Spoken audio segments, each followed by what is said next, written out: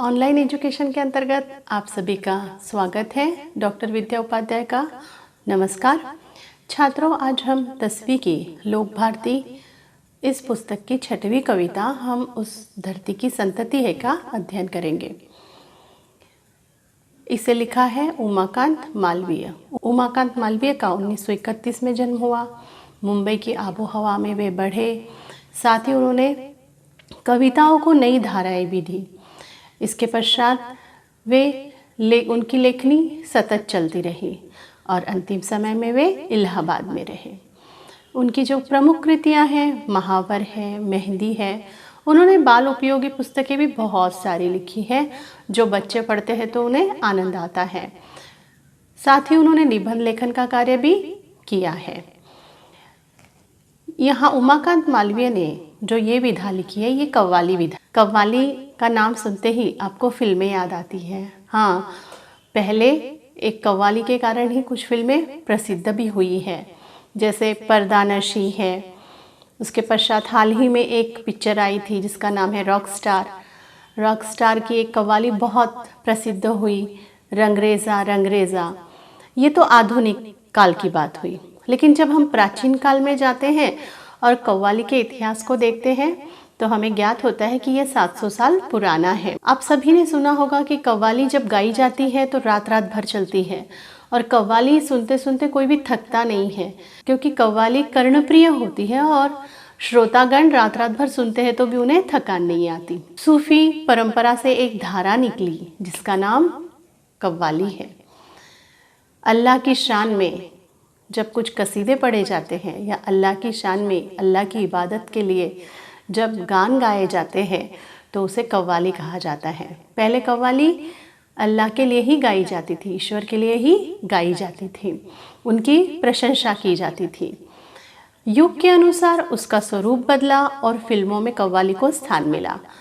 अगर कव्वाली गायक का नाम अगर आपको याद आता है तो आपके मुख पे एक ही नाम आएगा, वो है नुसरत फ़तेह अली खां, जो कि कव्वाली में इन्होंने एक अनोखा मुकाम हासिल किया है। यहाँ जो विधा है कव्वाली, इसमें 2 दल बताए गए हैं, अर्थात एक लड़कों का है और एक लड़कियों का है। लड़के अपनी कव्वाली के माध्यम से, या हम कव्वाली उसे भी कह सकते हैं जैसे कोई एक तर्क होता है, कोई एक विषय होता है। ये 2 दल जब उस विषय पे लड़ते हैं, ये 2 दल जब उस विषय पे झगड़ते हैं, विवाद करते हैं, और दोनों दल भी अपने अपने विषय को तर्कपूर्ण ढंग से लड़कर सही साबित करने की कोशिश करते हैं, तब हम कहते हैं कि ये कव्वाली 2 दलों में हो रही है। और यहाँ हम धरती की संतति है, इस कविता के अंतर्गत इस पूरक पठन में भी मालवीय जी ने ऐसा ही उल्लेख किया है कि 2 दल है, एक लड़कों का एक लड़कियों का। दोनों आपस में विवाद कर रहे हैं, दोनों झगड़ रहे हैं कि भारत की हम संतति क्यों है, हम उस भारत की संतान हैं जहां वीरों ने जन्म लिया। कौन कहते हैं? लड़के। लड़कियां क्या कहती हैं कि हम उस भारत की संतान हैं जहां वीरांगनाओं ने जन्म लिया। अब देखिए, जब लड़के अपना मत प्रस्तुत करते हैं तो वीरों का नाम लेते हैं, और जब वे वीरों का नाम लेते हैं तो पात्र चुनते हैं। पात्र कौन कौन से हैं इसमें? पौराणिक और ऐतिहासिक। अब आपको प्रश्न पूछा जा सकता है कि पौराणिक पात्र यानी क्या, ऐतिहासिक पात्र इसमें से कौन से है? तो जो लड़कों ने यहाँ वर्णन किया है पात्रों का, उसमें ऐतिहासिक पात्र है जयमल पत्ता, और साथ ही उन्होंने पौराणिक पात्र लिए हैं जिसके नाम कौन कौन से हैं? उन्होंने कहा है भरत, ध्रुव, प्रहलाद। ये पौराणिक पात्र है। पौराणिक पात्र किसे कहेंगे हम? जो पुराणों से लिए गए हैं, जैसे रामायण, महाभारत, शिव पुराण, भागवत गीता। जब इन वेदों से, उपनिषदों से, इन पुराणों से कुछ पात्रों को लेकर उनका उल्लेख किया जाता है तो उसे हम पौराणिक पात्र कहते हैं। कुछ ऐतिहासिक पात्र है। और इतिहास के बारे में तो आप भली भांति जानते हो। इतिहास का मतलब है ऐसा लिखित खंड जिसका कोई साक्ष्य रहा हो और जो 100% सही था, अर्थात जो हुआ है। अब जैसे कि आप सभी ने नाम सुना है, जयमल पत्ता का नाम सुना है, आपने अकबर का नाम सुना है, उसके पश्चात आप रानियों के अंतर्गत महारानी या वीरांगनाओं के अंतर्गत आपने दुर्गावती, रानी दुर्गावती, झांसी की रानी लक्ष्मीबाई, साथ ही रजिया सुल्ताना, ये सब ऐतिहासिक पात्र हैं। पौराणिक पात्र में लड़कियों ने सीता और सावित्री का भी उल्लेख किया है, साथ ही लड़कों ने ध्रुव का भी उल्लेख किया है। लेकिन यहाँ आप सब सोच रहे होंगे कि इतने सबका उल्लेख किया गया है तो हमारे किस काम का? नहीं छात्रों, जब पौराणिक पात्र या ऐतिहासिक पात्र का उल्लेख करके आप तक के कुछ पहुँचाया जाता है तो वो इसलिए संदेश देने के लिए होता है कि देखिए, भारत के लिए इन वीरों ने अपनी ज़िंदगी को छोटा बना दिया, शहीद हो गए, इन्होंने अपनी ज़िंदगी की परवाह नहीं की। इसीलिए आने वाली पीढ़ी तो आप ही हो, इसलिए आपको भी ऐसी वीरता दिखानी है और आपको भी कुछ ऐसे वीरतापूर्ण कार्य करना है आने वाले समय में कि ऐसे ही नाम आपका भी आगे भविष्य में दर्ज हो। तो लड़के कहते हैं कि ध्रुव जैसे बने, प्रहलाद जैसे हो, और ऐसे पुरुष होने के कारण ही भारत का नाम ऊपर श्रेणी में रखा जाता है, और ऐसा लड़के कहते हैं। तो अब ध्रुव कौन था? ध्रुव, आपको मैं छोटी छोटी कहानियां बताऊंगी इसके माध्यम से, और आपको ये प्रेरक कहानियों के माध्यम से समझ आएगा कि हम जीवन में इन कहानियों के माध्यम से क्या लें। ध्रुव, सुरुचि और सुनीति, ये दो रानियां थी। ध्रुव सुनीति का पुत्र था। उत्तानपाद नाम का एक राजा था जिनकी दो रानियां थी, एक सुरुचि और एक सुनीति। सुनीति बड़ी थी, सुरुचि छोटी थी। सुनीति का बेटा ध्रुव था और सुरुचि का बेटा राजा की प्रिय रानी सुरुचि थी, क्योंकि वह छोटी भी थी और खूबसूरत थी। सुनीति को हमेशा उपेक्षित किया जाता था, किंतु सुनीति समझदार थी, कुछ कहती नहीं थी। ध्रुव तो छोटा था। ध्रुव चाहता था कि जैसे उत्तम को पिताजी गोद में बिठाते हैं तो मुझे भी बैठाते क्यों नहीं है, वह भी पिता की गोद में खेलना चाहता था। किंतु होता यह है कि एक दिन वह जाता है और पिताजी से कहता है, पिताजी मुझे आपकी गोद में बैठना है। सुरुचि रानी को अच्छा नहीं लगता। सुरुचि उसे डांट फटकार देती है और कहती है कि अगर तुम्हें पिता की गोद में बैठना है तो तुम क्या करो, नया जन्म लो, मेरी गोद से जन्म लो, श्रेष्ठ बनो और पिता की गोद में बैठो। 5 वर्ष का बालक भला उसे क्या समझता। रोता हुआ माँ के पास जाता है। माँ के पास जाने के पश्चात माता को कहता है, माता मुझे छोटी माता ने डांट फटकार दी। सुनीति अपने बालक को समझाती है कि बेटा ऐसी तपस्या करो कि केवल पिता की ही गोद में नहीं, जग की गोद में तुम बैठ सको। और ध्रुव तपस्या करने निकलता है। तपस्या से विष्णु खुश होते हैं और ध्रुव को वरदान मिलता है कि जब तक ये ब्रह्मांड रहेगा तुम चांद के साथ चमकते रहोगे। छात्रों, आपने चंदा मामा को देखा है ना, चांद को रोज देखते हो, उसके करीब एक तारा दिखाई देता है। हाँ, वो ध्रुव तारा है और वो चमकता है और वो कभी भी गायब नहीं होता। तो ठीक ध्रुव की तरह ही आपको भी चमकना है, ये कहानी से संदेश मिलता है। उसके पश्चात प्रहलाद का उल्लेख है। प्रहलाद जो कि हिरण्यकश्यप का पुत्र था, और प्रहलाद की लगन किसमें सच्ची थी? भक्ति में थी। प्रहलाद ईश्वर भक्त था और हिरण्यकश्यप आसुरी प्रवृत्ति का था। हिरण्यकश्यप को कतई पसंद नहीं था कि उनके राज्य में कोई ईश्वर की भक्ति करे। फिर क्या था, हिरण्यकश्यप ने कहा प्रहलाद को कि बुलाओ तुम्हारे भगवान को। राज दरबार में खड़े हो गए। प्रहलाद की भक्ति सच्ची थी। प्रहलाद ने याद किया और ईश्वर प्रकट हो गए। नरसिंह भगवान खंबे से आ गए, खंबे से बाहर निकले और उन्होंने हिरण्यकश्यप का वध कर दिया। तो लगन का सच्चा कौन था? ऐसा प्रश्न भी आपको पूछा जा सकता है। तो लगन का सच्चा प्रहलाद था, जिसकी भक्ति सच्ची थी। उसके पश्चात एक और पौराणिक पात्र है इसमें, भरत। यहाँ भरत के बारे में कहा गया है कि भरत ऐसे राजा थे, शकुंतला और दुष्यंत कुमार के राजा भरत थे। आप सभी ने महाभारत तो अवश्य देखी होगी और महाभारत में भरत का नाम भी सुना है। और भारत जो नाम हमारे देश का है वो भरत वंश से ही पड़ा है। राजा भरत जब छोटे थे तो कहा जाता है कि वन में जाते थे और वहाँ एक ऊपर एक पंक्ति का उल्लेख किया गया है कि वे शेरों के जबड़े खुलवाकर दतूली गिना करते थे। अर्थात दतूली यानी छोटे बच्चों के जब दांत आते हैं ना दूध के, तो उसे दतूली कहते हैं। शेरों के जबड़े खुलवा कर यानी शेर का जबड़ा वो खुलवा देते थे। अब इसका तात्पर्य यहाँ उनके वीरता से लिया गया है कि राजा भरत जब बचपन में जंगलों में जाते तो जंगली जानवरों को पालतू प्राणियों की तरह पकड़ के लाते और पेड़ों से बांधने के बाद उन पर सवारी करते। भला आज किसी की हिम्मत होती है ऐसे कि आप लेकर आओ एक शेर को पकड़ कर और उस पर बैठ जाओ? ये पहले के राजा महाराजा थे जिनमें वीरता थी, तो बचपन से ही उनकी वीरता झलकती थी। यहाँ लड़के कहते हैं कि हम श्रेष्ठ है क्योंकि भरत राजा ने ही भारत का नाम ऊंचा किया है। और उसके पश्चात वे कहते हैं कि जयमल पत्ता जैसा वीर ऐसा था जो कि भारत का नाम ऊंचा कर गया।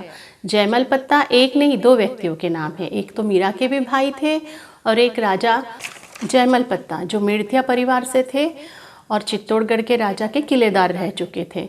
जब चित्तौड़गढ़ के राजा ने चित्तौड़गढ़ इनके हाथ में सौंपा तो जयमल पत्ता ने ही चित्तौड़गढ़ संभाला। किंतु जब मुगलों ने किले पर हमला किया तो जयमल पत्ता आखिरी तक लड़ते रहे।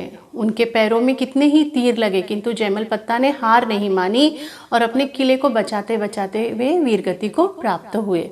यहाँ वीरता के यहाँ शौर्य गाथा इसीलिए गाई गई है कि अरे आने वाली पीढ़ी आपको भी ऐसे ही शौर्य का प्रदर्शन करना है। छात्रों, हम सभी जानते हैं कि भारत माँ की रक्षा के लिए कारगिल पर या भारत की सीमाओं पर कितने ही नौजवान सैनिक आज भी डटे हुए हैं और हमारी रक्षा के लिए, भारत माँ की रक्षा के लिए अपने प्राणों की आहुति वे देते हैं और उन्हें वीरगति प्राप्त होती है और तिरंगा भी मिलता है क्योंकि वे भारत की रक्षा के लिए सेवा करते करते शहीद होते हैं। तो ठीक ऐसे ही हमें इन कहानियों से, शौर्य गाथाओं से सीखना चाहिए कि जीवन में भले ही आयु छोटी क्यों ना हो लेकिन वीर गति से, वीरता के साथ, साहस के साथ हमें जीना चाहिए। इसके पश्चात लड़कियां ये कहती हैं कि अरे लड़कों, तुम क्या शेखी बगाड़ते हो। कविता इस प्रकार है कि हम उस धरती की संतति है, अजी क्या कहिए, अजी क्या कहिए।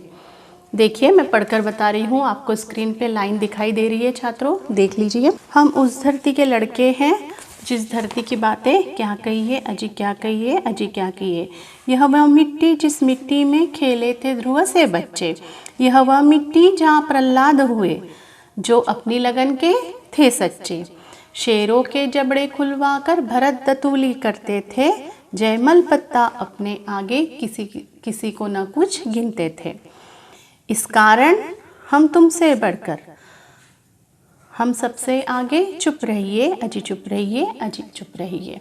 हम उस धरती की संतति है, हम उस धरती के लड़के हैं जिस धरती की बातें क्या कहिए।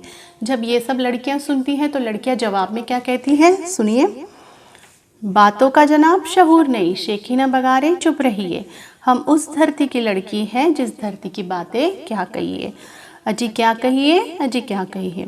जिस मिट्टी में लक्ष्मी बाई जन्मी थी झांसी की रानी, रजिया सुल्ताना दुर्गावती जो खूब लड़ी थी मर्दानी। जहाँ थी बीबी चांद जहाँ, पद्मिनी जौहर की ज्वाला, सीता सावित्री की धरती जन्मी ऐसी थी बाला। गर्डीन जनाब उड़ाएंगे तो मजबूरन ताने सहिए, ताने सहिए, ताने सहिए। हम उस धरती की लड़की है जिस धरती की बातें क्या कहिए। अंत में कहा गया है कि यो आप खफा क्यों होते हो, टंटा काहे का आपस में। पहले हम देख लेते हैं कि लड़कियों ने किन वीरांगनाओं का उल्लेख किया है। तो लड़कियां कहती हैं कि अरे लड़के, आप लोगों ने तो वीरों की गाथा बता दी लेकिन अब हम वीरांगनाओं की गाथा बताएंगे। वीरांगनाओं में उन्होंने किसका किसका उल्लेख किया है। वीरांगनाओं में लड़कियां कह रही है कि ये इस धरती पर रानी लक्ष्मीबाई जन्मी थी। आपने सभी ने 1857 की राज्य क्रांति के बारे में सुना है। 1857 की राज्य क्रांति, महारानी लक्ष्मीबाई भी खूब लड़ी थी और उन्होंने अपनी झांसी नहीं सौंपी थी। अंग्रेज़ इस बात का लाभ उठाना चाहते थे कि रानी को तो दत्तक पुत्र है, क्यों न सब पूरी झांसी उनके कब्जे में कर ली जाए। और सभी राजाओं की नज़र भी झांसी पर थी, किंतु झांसी की रानी अंत तक लड़ती रही। आपको पता है ना छात्रों की झांसी की रानी का बचपन में नाम मणिकर्णिका भी था और बचपन से ही वे सभी शस्त्रों में निपुण थी। उन्हें घुड़सवारी आती थी, उन्हें तलवारबाजी आती थी। इसलिए रानी लक्ष्मीबाई बड़ी बड़ी भी हुई और महल में भी जब गंगाधर जी के साथ रही तो उन्होंने कभी भी यह विद्या सीखना कम नहीं किया। और जब वे अकेली भी रही तो अपने दत्तक पुत्र के साथ उन्होंने झांसी को संभालने का भली भांति प्रयास किया और अंत में खुद को उन्होंने अंग्रेज़ों के हवाले सौंपा भी नहीं, वीरगति को प्राप्त हुई। जनरल ह्यूरोज जिन्होंने उन्हें आंखों से देखा था, उन्होंने तो एक पुस्तक में लिखा है कि मैंने रानी झांसीबाई लक्ष्मीबाई जैसी वीरांगना कहीं देखी नहीं, जो दिखने में तो खूबसूरत थी, उनमें साहस और वीरता और शस्त्रों को चलाने की विद्या भी वे भली भांति जानती थी। तो ऐसी वीरांगनाएं जिन्होंने भारत माँ की भूमि पर जन्म लिया, तो भला भारत का नाम ऊंचा क्यों न हो, ऐसा लड़कियां कहती है। फिर उन्होंने रानी दुर्गावती का उल्लेख किया है। रानी दुर्गावती चंदेल राजा की पुत्री, जो कि गोंडवाना को जिन्होंने भली भांति संभाला। आप रानी दुर्गावती का नाम अगर आप आज जबलपुर जाओ तो आपको मिल जाता है कि रानी दुर्गावती कौन थी। रानी दुर्गावती अकबर ने जब अकबर की नज़र हमेशा ही गोंडवाना राज्य पर रही थी। जब अकबर ने आसफ खान को कहा कि आसफ खान तुम्हें गोंडवाना जीतना होगा। आसफ खान पहली बार रानी दुर्गावती के राज्य पर हमला करता है। पहली बार तो असफल होता है, किंतु दूसरी बार रानी दुर्गावती थोड़ी निर्बल रहती है, अर्थात उनके पास सेना कम होती है और आसफ खान सफलता पा जाता है। आसफ खान की इच्छा होती है कि रानी दुर्गावती को दासी बनाकर रखा जाए, किंतु रानी दुर्गावती जो कि प्राणों की आहुति देती है, केवल 29 वर्ष की आयु में ही जब उन पर हमला किया जाता है, पहला तीर उनकी भुजा में लगता है, दूसरा तीर उनकी आँखों में लगता है, फिर भी वे हार नहीं मानती। अपनी आँखों से वे तीर निकाल कर फेंकती है और एक मंदिर में चली जाती है। और बाद में वे अपने आधार सिंह नाम के वजीर से कहती है कि अरे आधार सिंह, तुम मुझे ख़त्म कर दो, अन्यथा ये मुग़ल मुझे नहीं छोड़ेंगे।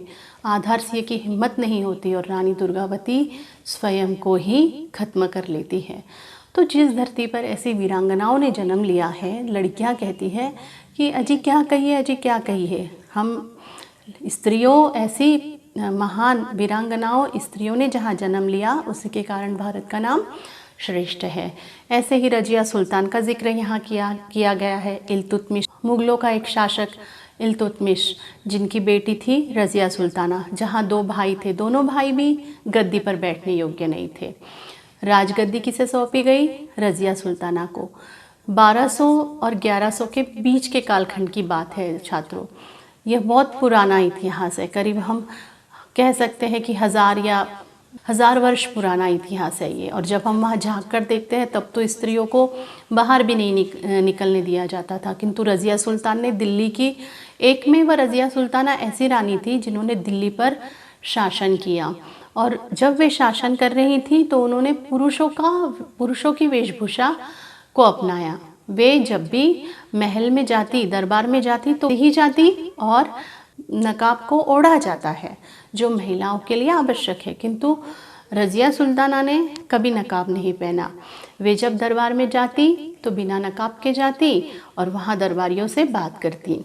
यह सब देखकर जो भी उनके साथ के परिचित थे वे सब जलने लगे, ईर्ष्या करने लगे और कहीं ना कहीं वे चाहते थे कि रानी के हाथ से सत्ता छीन ली जाए।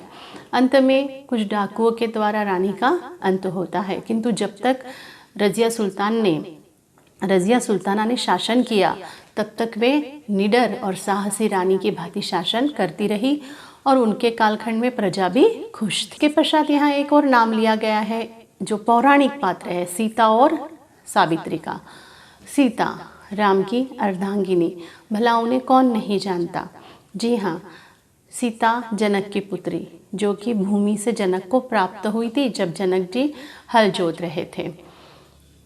सीता बड़ी होती है, विवाह होता है राम जी से, और जैसे ही विवाह होता है महल में खुशियाँ पाने के स्थान पर सीता को भी वनवास की ओर जाना पड़ता है। सीता ने भी राम के साथ 14 वर्ष का वनवास काटा और एक अच्छी पत्नी होने का फर्ज निभाया। आने के पश्चात फिर से कुछ आरोप लगे, वन वन भटकी, लवकुश को जन्म देने के पश्चात अग्नि परीक्षा देने पड़ी और सीता ने अग्नि परीक्षा के लिए धरती से याचना की और धरती में ही समाहित हो गई।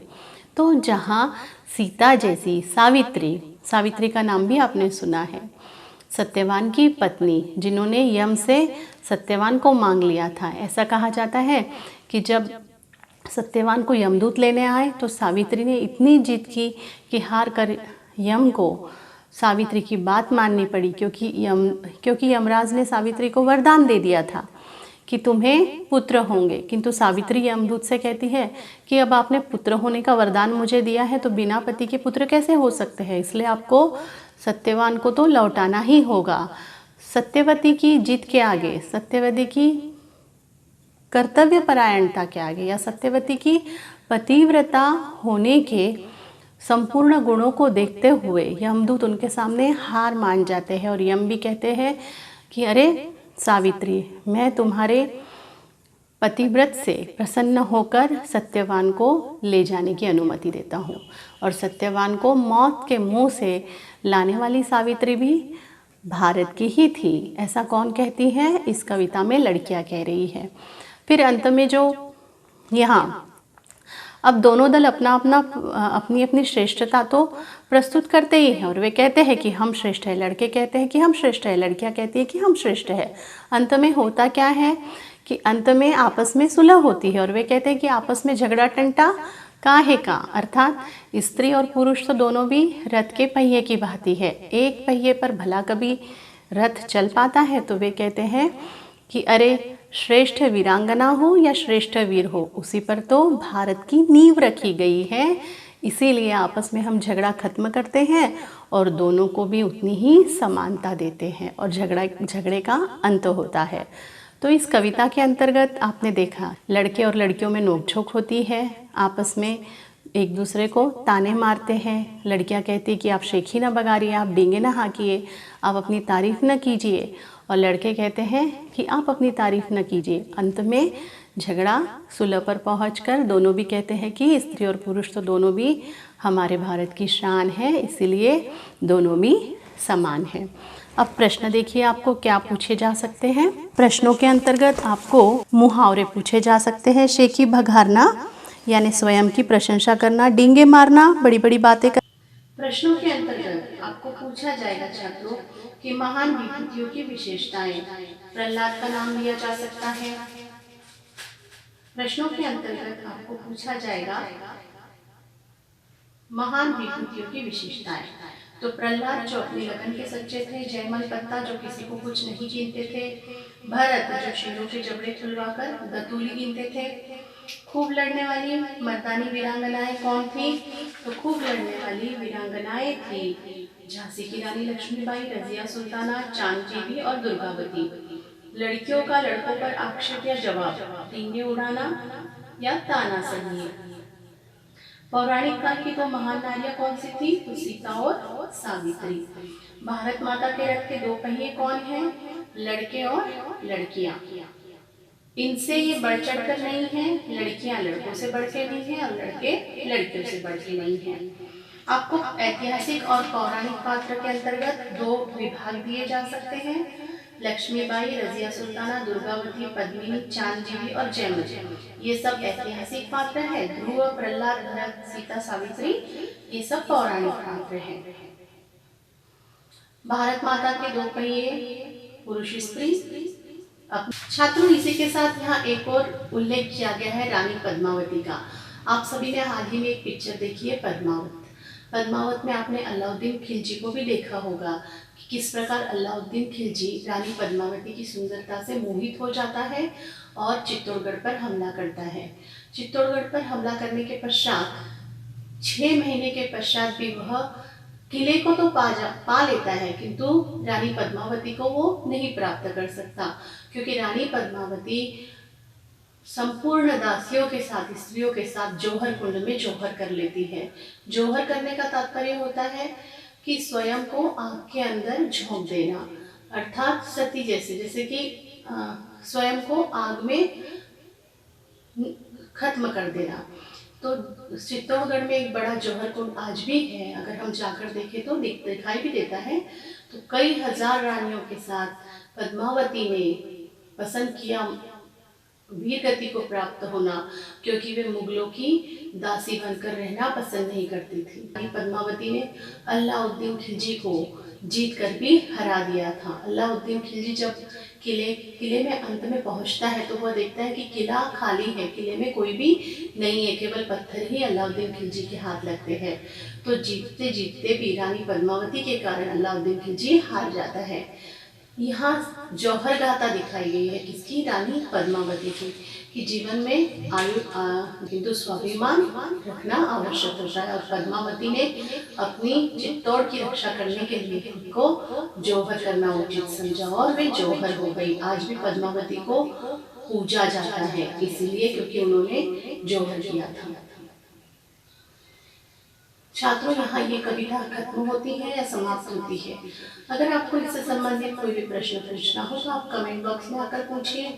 साथ ही आपको अच्छी लगी तो आप अपने मित्रों के साथ शेयर कीजिए और लाइक डालिए, सब्सक्राइब भी कर सकते हैं। धन्यवाद।